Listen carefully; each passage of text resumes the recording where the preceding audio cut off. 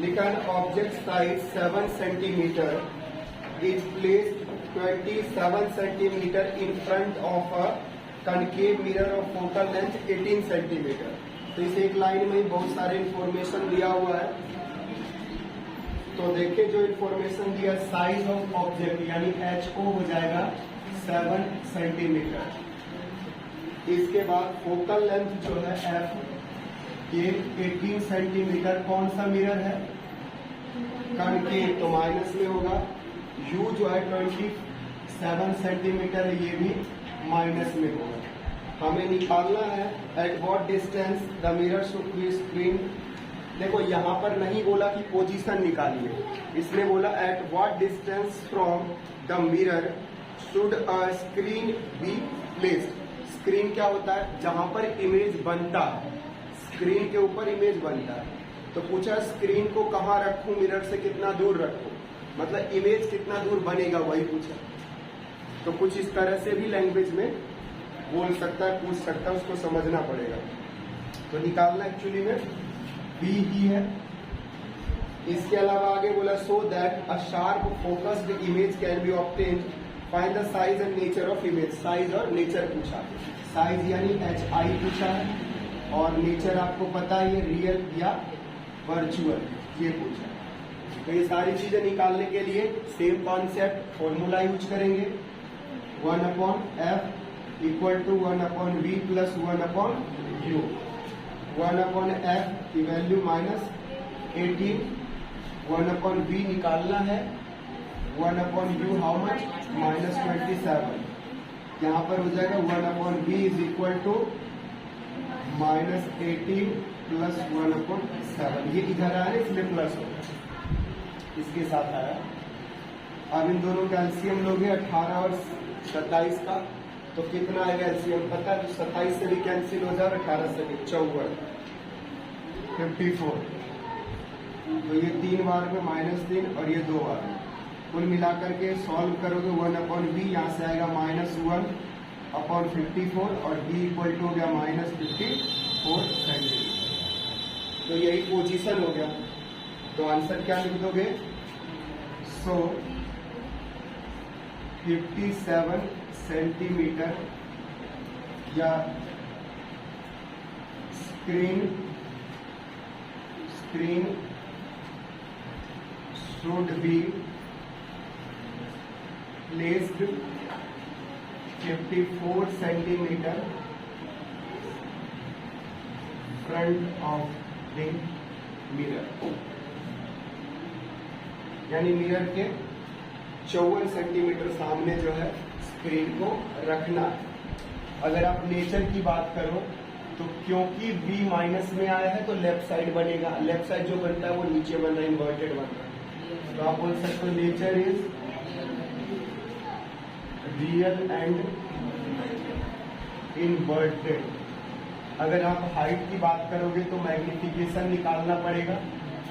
Magnification का खाली बताया था HI/HO इक्वल टू -V/U भी होता है।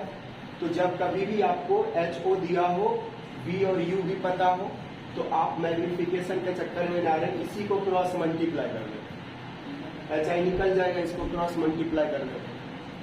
तो यहाँ से हो जाएगा HI/HO -V/U, क्रॉस मल्टीप्लाई करो। HI बराबर क्या हो जाएगा? -V/U इंटू में H फॉर्मूला नया बन गया। HI डायरेक्ट निकालने का, आप सिर्फ ये सब ना लिख के डायरेक्ट ये भी क्वेश्चन में लिख सकते हैं। HI -V, V कितना अभी निकाला? -54, U है -27, HO है 7। तो भाई इससे ये कैंसिल होगा, माइनस से माइनस कैंसिल, 2 आ जाएगा, यानी आ जाएगा -14।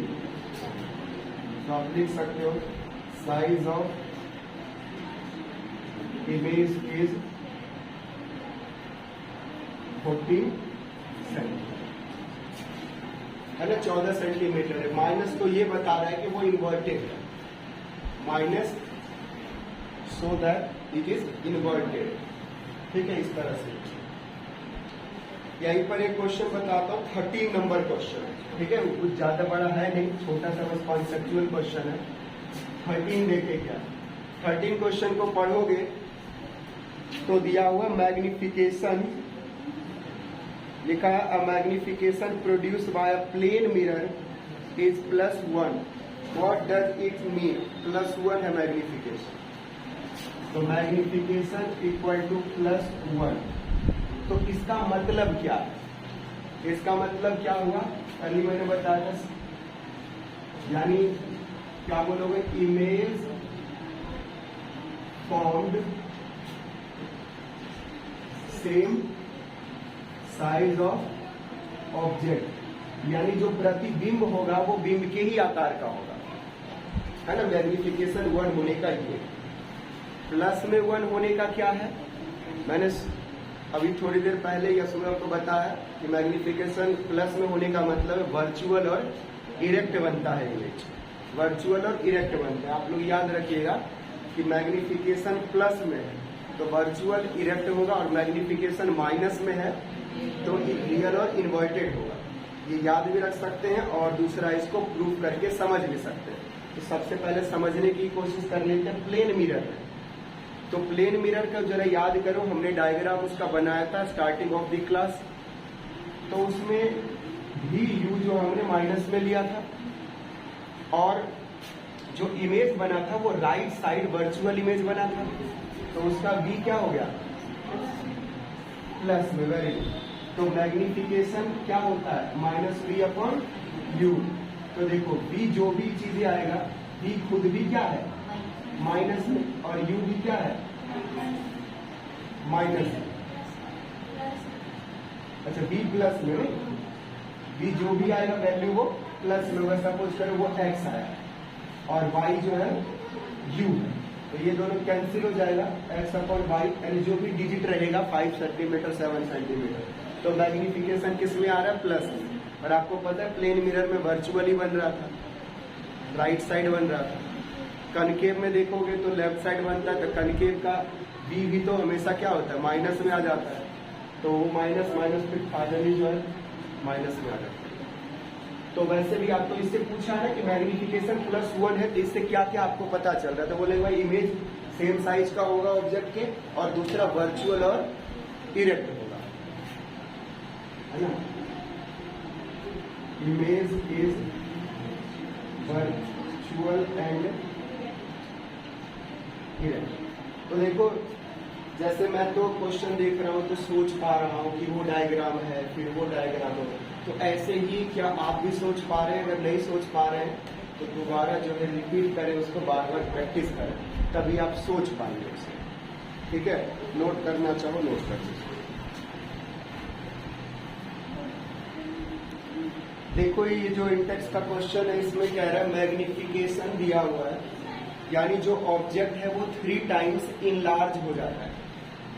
कनकेव मिरर है और इमेज जो है 3 टाइम्स इनलार्ज हो जाता है, तो m = 3। अब देखो मिरर कनकेव है, इनलार्ज हो जाता है, और इमेज कैसा बनता है उसका इंफॉर्मेशन भी दिया हुआ है। लिखा हुआ है रियल और इन्वर्टेड कि नहीं लिखा है क्वेश्चन, लिखा है ना रियल इन्वर्टेड। तो आप जानते हो मैग्निफिकेशन रियल और इन्वर्टेड कब होता है, जब माइनस में होता है। तो यानी गिवन क्या है, रियल एंड इन्वर्टेड, इसीलिए हमने -3 लिखा, नहीं तो 3 टाइम्स बोला है तो 3 लिखना। अब आप जानते हो कि मैग्निफिकेशन जो होता है वो -v/u होता है। u भी आपको पता है, u कितना पता है, -10, या सेंटीमीटर या मीटर दिया हो। अब आप मैग्निफिकेशन के प्लेस पर 3 रखोगे, -v/में -10। अब देखो ये माइनस और माइनस कैंसिल, -3 = v/10। यहाँ पर ये मत सोचो इसको डिवाइड ले जा रहे हैं, मल्टीप्लाई, क्रॉस मल्टीप्लाई करेंगे तो 10 इधर ही आएगा। Finally b equal to -30 centimetre. तो इमेज कहाँ बना? 30 सेंटीमीटर फ्रॉम द मिरर और in front of the mirror 30 centimetre minus, बस इसका डायरेक्शन बता रहा है कि लेफ्ट साइड बना है, ये इस तरह से। ठीक है।